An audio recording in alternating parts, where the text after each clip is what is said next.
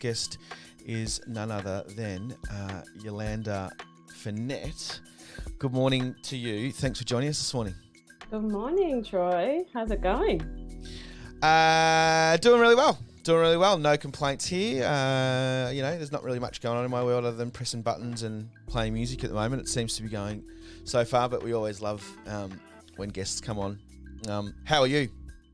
I'm good.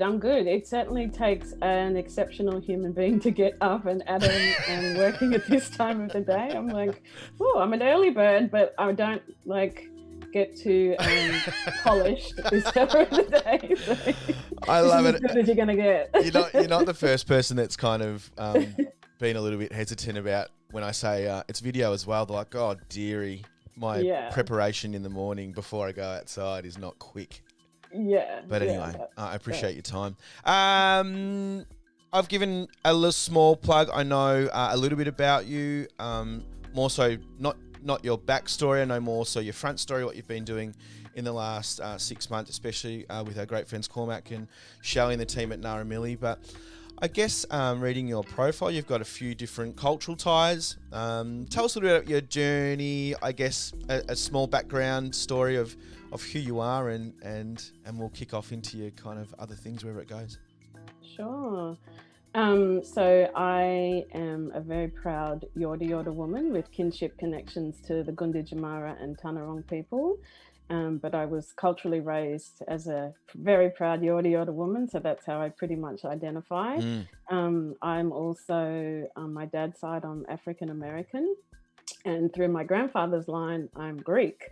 So wow. I really proudly embrace all of my multicultures. I feel very much connected to all of them, and it's really what drives, I guess, the passion in my work as a holistic life coach. I'm a holistic counsellor and I'm a wellbeing facilitator based here in Nam. And I guess I come from 25 years in child, youth and family services. Yeah, right. The last stint was in Aboriginal child protection, but I also spent 10 years in Seattle, Washington, working with the at-risk youth over there. Wow. which was definitely an experience, but I loved it. Wow. So that's a little bit about how I got it. Well, that's my history, and I guess what led me to the path of coaching was really burnout. I was really burnt out from the sector. It's an exhausting field. For anybody that works in that sector knows exactly what I'm talking about. Yeah. And I was just starting to feel really misaligned with the system and what they stood for, and I wanted to find a way to work with my people and my community in a way that was uplifting and empowering and self-determining, and in a way that I got to call the shots on myself a bit more. So that's what kind of led me into business. I'm going straight to the point. I wonder about when you went over to Seattle, you were already exposed to childcare here in around Melbourne, around Kulin Nations. I'm assuming, did you work in the First Nation space in childcare in Melbourne, or was it?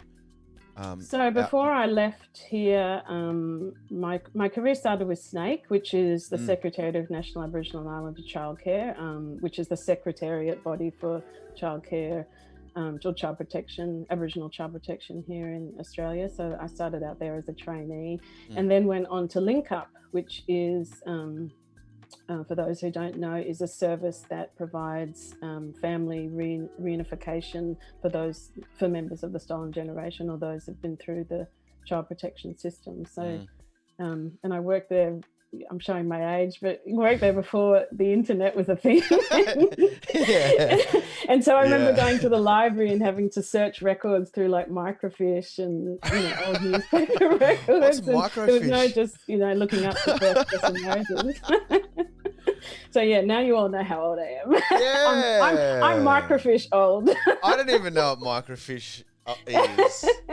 Maybe we just went to different libraries. I'm sure it was around. Yeah. But when you went over to Seattle, did you see very similar, if not same, issues? I'm wondering if it's globally entrenched in us that we don't look after our kids, that we're not understanding the maternal connection. Did you see similar things going over there, or what did you see different? It was different there because I worked with a wider community. So obviously I wasn't just working in the Indigenous space. I was just working in with everybody. So most of my clients back then were African American, and I had some First Nations, a lot of Hispanic as well. So it was a different population, obviously, and everything there felt bigger and more extreme, because there's just so many more kids that are homeless, and so many more kids on drugs, and so many more teen parents, and there's just so much. The volume of everything feels a lot more. But in saying that, the issues are very much the same. You know, they're very much. It's this. It might look differently and they might sound differently, but at the end of the day, it's the same. It's a powerful space in many, many ways. Like, it's very vicious. There's not much calm. Everyone's fighting for calm and direction, and everyone's trying to get out, seemingly, or trying to make the best of what they've got. When did you start realize, and you spent some serious time in this space? I mean, 20 to 25 years, however long, is a heavy amount of time in that space. When did you start realizing that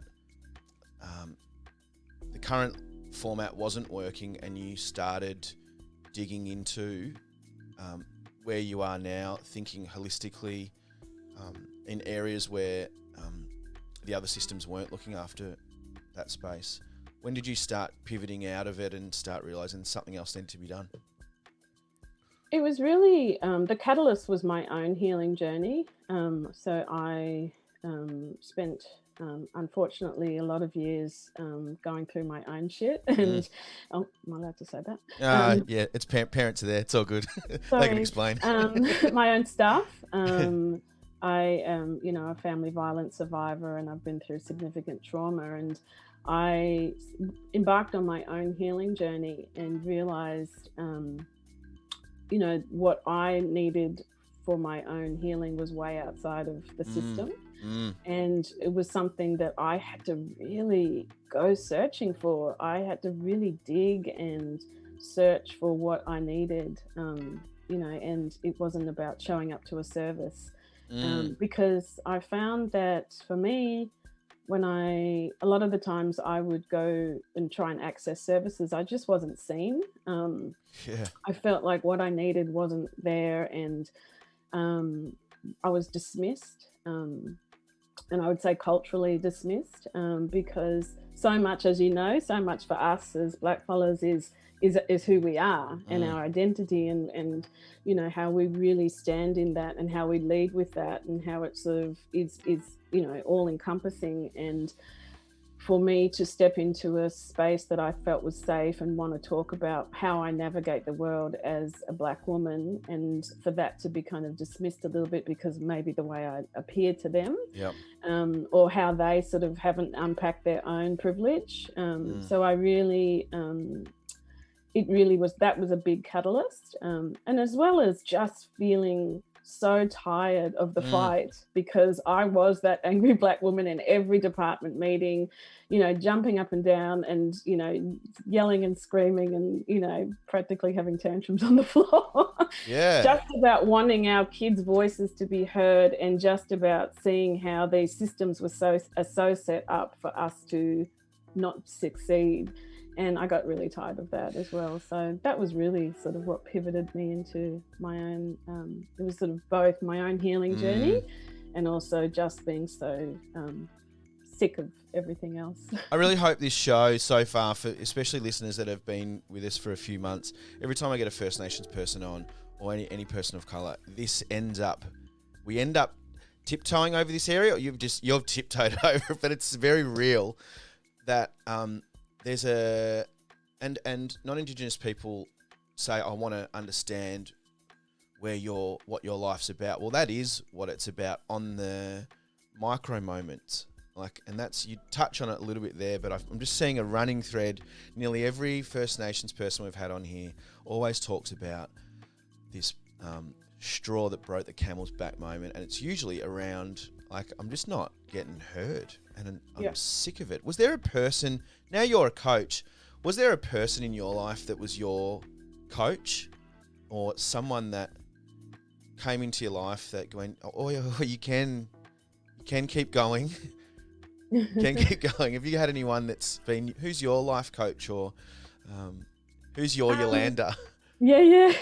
Well, the original coach was my nan and my mum and my aunties. You know, they're the coaches in my life, and they are the ones that really paved the way for me. You know, particularly my nan, who, you know, she was raised on Kamragunja Reserve, and you know, she went through so much to allow me to have the life that I have today. And I'm just, everything I do is in her honor. And you know, she just, you know, the unconditional love and what she sacrificed to, you know, she was very instrumental in a lot of the Aboriginal organisations in Victoria. In Melbourne, really. She was very much a part of, you know, the movement, and you know, so I was raised with really strong role models, so they were my and you know, the aunties, you know, all the sort of the people that, you know, we see being recognized finally now. I got to grow up with them, and they are who, you know, they give me the fire in the belly, and I feel that I do everything, as I said, in their honor. Who's your nan? So my nan is Mel Jacamos. I know the Jacamos family, of course. She's passed away now, but she's a Morgan from... Yeah, cool. Yeah. I was just watching a little clip last night of a First Nations open mic I do, and young Morgs got up and rapped a couple of weeks ago. Which is really good. And we have Celesta in there every now and then too. And okay, let's talk about where you're at now, and your I guess the reasons why you needed the services of Naramili, wider First Nations entrepreneurship, if you call it that, or business ownership, determination, all that jazz. I mean, where are you at with your personal coaching, and give us a little roundup of that. Sure. So I partnered with Naramili, I think it's almost been a year now. Yeah, right. It's been, I think it was about March of last year. It was sort of just as COVID started to hit, and wow. Yeah, my business was my coaching business was only about 6 months young at that time. And I was at a point where, you know, because I did so much face-to-face workshops in the community, and as well as my online one-on-one coaching. And I remember having a conversation with Shelley and just saying, oh my gosh, I'm going to have to go back to full-time work, because how am I going to sustain this? I've got 6 months worth of workshops cancelled, and I don't know how to do this. And that's when we sort of talked about me offering coaching services to First Nations entrepreneurs across Victoria. And I have so much gratitude for Shelley and Cormac of what they have done for me and other First Nations businesses. But I have just learned so much from working with so many different businesses, and just being able to hold space for them to be able to, you know, really navigate their own journey. You know, it's really about me creating a safe space so that they're able to reveal the truth to themselves about who they are and what they're doing, and, you know, to guide and, you know, follow their own sort of wisdom and ancestral knowledge. And it's such an honor to be able to be that space holder. It's a real honor. So it's been brilliant. I've worked with probably, I don't know, I've lost count how many. Wow. It's been pretty busy. Like, it's as in you've had a fair bit of work on in the last 6 to 12 months. Yeah, it's been so really, aside from obviously coaching, I also run wellbeing workshops in the community. So I do a lot of workshops around self-care and living your best life, and self-love and all the selves. Sure. As well as setting boundaries. And we forget about ourselves sometimes, you know, maybe too much. And that's the space I think you're in, is to remind people to, Is it all about filling your own cup up before you fill others? Is that? Oh, have you been to one of my workshops? No, I haven't. Did you? Yeah. Are you coining that phrase? Are you? No, I'm definitely not. I have a whole segment on filling your cup. Talk about that. It's great. I really want to talk about your holistic. So open. Holistic really means to come in from not your normal angles, to look at everything. Is that right? Yeah, Spirit, it's really physicality. mind, body, and soul. Okay. You know, it's really about thinking outside of the box and not just, focusing on one area, because what I realized from my healing journey is I needed all parts of me to come together. Yes. And it wasn't just about my spiritual well-being, it was also my emotional well-being, my physical well-being, and I needed to really, come back to myself and come back to center. So that's really what holistic work is about. It's about looking at all parts of the person and how to sort of make us all function, in some sort of balance. And I think a lot of the people that come to me, they might be feeling really good in one area, but they're like, something's just off. Something's off in my spirit, or something's off in my emotional side or my mental side, my thinking. And so it's about really looking at the big picture of how to just become a really well-rounded and balanced human. If someone's looking holistically could have also a pretty overwhelming feeling. Yeah. You're like, well, I've only kind of got time just to really look at this, and this is all I really want to deal with right now, because if I kind of step outside of that view, I'm going to be dealing with some pretty heavy stuff. Yeah. I'm sure you get that quite often. Like, you tell someone to look at everything in their life, and it's more pain. How do you approach those scenarios and those people? Yeah, and I work on a very micro. I don't take anybody further than where they're ready to go, and so because of my counselling background, I guess I'm able to sort of really be able to see where somebody's pain points are and how far they can sort of go down a certain road. I think it's important to sort of have that, especially in coaching, because coaching is very different to counselling. Right. And it's really, and I try not to blur those lines. I use my counselling as like a foundation to really understand, somebody, but I don't try and, because it is a very different modality to very good point. Coaching and counselling. Very good point. I think someone in an unprofessional environment would blur those, and maybe just for the standard civilian we might actually blur them a lot. How do you what other talk about coaching? I really want to talk about coaching. I think tell me what the pros, I guess, or the differences between coaching and counselling. What is a coach's role? So to put it really simply, coaching is future focused. So it's about really thinking about who you want to be, where you want to go, the goals you want to set for your life, living your best life possible, organizing your thinking, really sort of taking stock of your life and thinking, who do I want to be in a year? Who do I want to be in 6 months? Who do I want to be in 5 years? Who's the person that I'm trying to be, despite, my past and my trauma and everything else. Whereas obviously counseling is more history focused. So that's where you unpack your past and you focus more on, that diving deep into sort of your trauma and trying to make sense of that and, navigating a way out of that. So usually if you come to coaching, you've done a lot of the counseling stuff before, so that the lines don't get blurred. Sure. Because I find if somebody comes to a session and they're talking about history and their childhood and their past a lot, then they're not ready for coaching. And do you point that out quite clearly? Go, hey, look, this is not going to be as effective as I want it to be, or you want it to be. Yeah. Because we spend the whole session in their stories rather than talking about, because they can't see, they don't have enough, they don't have enough insight to be able to see past the present. So it's really important for them to go and do their work first. Do people generally take that well?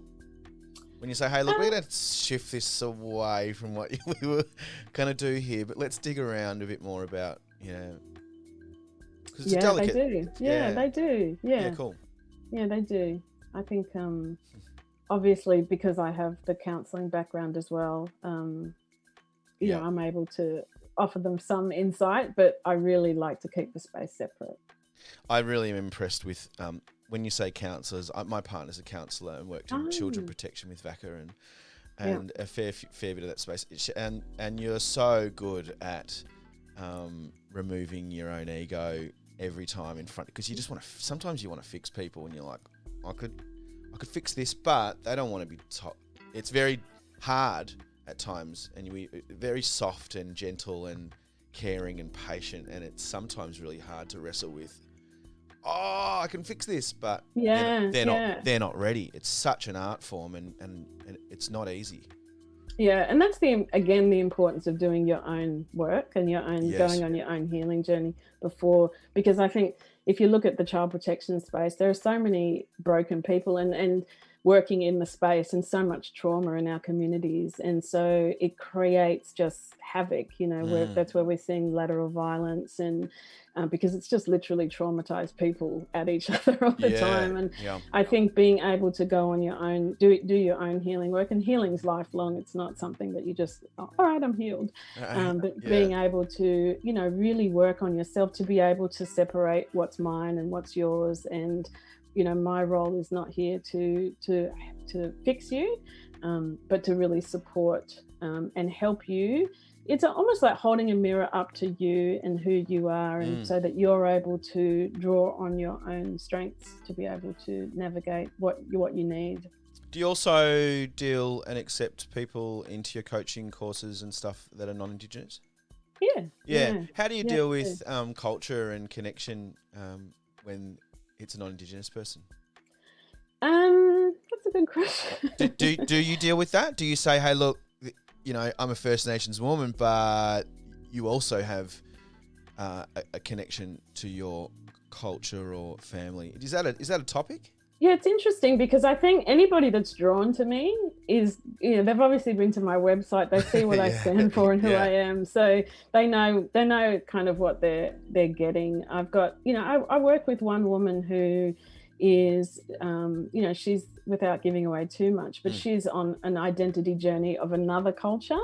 And so she was really drawn to, because I am multi-cultural, she believed that I was able to support her to sort of dive more into her identity. And identity is one of my, my business values. I really value identity. So she was really drawn to that. But in saying that, also with my workshops, I very much state, I do mostly workshops in the community, but often those community, because they are organisations, have a lot of non-Aboriginal staff. So I always state that this is, cultural space. I centre the voices of First Nations people in all of my workshops. Mind your privilege, be mindful of what space you're taking up. So I make that very clear, on my workshops. Oh, we could do another whole segment on privilege, but we it's a hard one. It's very invisible in most people's lives, including my own. How far do you go? You can sometimes. Yeah, and I had to do my own privilege. Totally. I had to work on my own light skin privilege. And what my, that's a hard pill to swallow. Is that you actually, because it took me a long time to actually understand the concept of my own light skin privilege as a Black woman. What are some? Can you? We can talk about it for a minute. What are some pillars of privilege?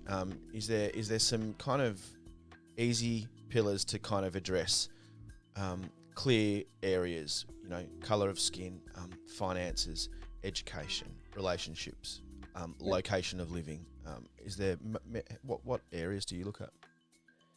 It's probably how I can navigate spaces. And what was really hard for me to reconcile was that because I carry so much internalized depression and so much of my own transgenerational trauma from not only colonization but slavery from my father's side. So I always was raised to and always felt very black. And people sort of despite light skin, people always treated me as a black woman. And so I felt it when it was time for me to do my own anti-oppression work, I guess you can say. I really had to sit with what, how it doesn't really matter compared to my darker skinned brothers and sisters. I get to navigate spaces, in a much easier way. And how do I use my then light skin privilege to be able to be a voice, and to step into those spaces. And it was really, it's a hard dance because there's a way you feel inside, and then when society sort of looks at you as differently, it's really hard to compromise. I mean, to reconcile. So it took a while. That took and it's probably still some work there. That I'm working through because, like I said, the stuff that you carry internally, that real cellular sort of trauma that we held as black people, but also have an incredible privilege. Yeah, it's funny, you kind of cop it from people that go, oh, look at, oh, you can't be black, look at your blue eyes, or you must be something mixed going on. But I used to always say, if I had an opportunity to speak back, I'm like, no, I'm like Blade, like I can dance in both worlds, like I'm a vampire, I'm the day walker, I can dance in both worlds, which is hopefully a beautiful thing that I think people would really appreciate meeting you. You've got quite a multifaceted angle which you can really draw experiences from. Talk about your workshops. How does someone access them? The Yolanda Finette website is scrolling across the bottom. I'll post a link up now while you have a chat about how can people access your workshops, and especially online, and tell us a little bit about how people can contact you. Sure. So you can, the best way to sort of keep up to date with me is on Instagram, actually. And Facebook, because that's where I sort of post all of my workshops. But I'm really excited to be launching very soon a group coaching program. So coaching can be quite, and it's new for our community. And so it feels a bit indulgent to be spending money on yourself and your personal development. I think we're likely to spend money on, our physical health more than our real personal development and well-being and that real inner work. And so it's a really, it's new, and when people, they can be put off with sort of spending that money on themselves. So I'm starting a group coaching program, which is going to be more accessible to the wider community, and it's an opportunity to sort of work with me and to coach with me in a group setting. And aside from that, I've got lots of great things coming up. There's JIRA, the organisation Family Violence. I do workshops with them once or twice a month. The next one is going to be goal setting and vision planning. Yes, I saw that. It's great. Yeah, so that's a great way to access workshops for free if you're a First Nations woman. But yeah, Instagram is where you can keep up to date with everything. We've had Antoinette on here a couple of weeks ago. It was beautiful, so people would remember her.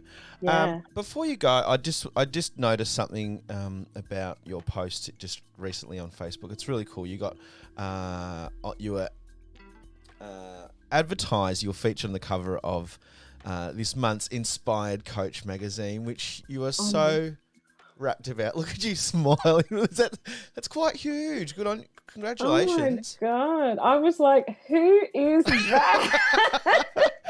It's so good. And you talk a little bit about Biker. Is it Biker? Yeah, so that's Beautiful You Coaching Academy. That's where I did my my coaching training. Wow. And what was that about? The training, or it really had an effect on you. You talked about that you lacked confidence, all these things that. Yeah, it was huge. So I studied, the coaching program that I did was a 6-month coaching program. And I remember when you sign up to do Biker or Beautiful You Coaching Academy, the CEO actually personally calls you and says, just sort of does a little interview. And I remember having my interview with her, and I had just come out of a counselling program that I felt very culturally unsafe. And so I asked her, I sort of interviewed her, and I said, how is, beautiful you going to keep me safe as a Black woman? And her response, I remember just my eyes welling up, and I just had tears, because they are just the most inclusive, most uplifting, incredible program that I highly recommend.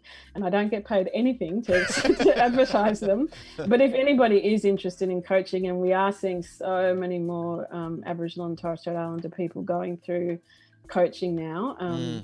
Since I graduated, there's 3, 4, 5, 6. I saw Natasha Bamblett, who you had on. She's currently studying there as well. Oh, right, great.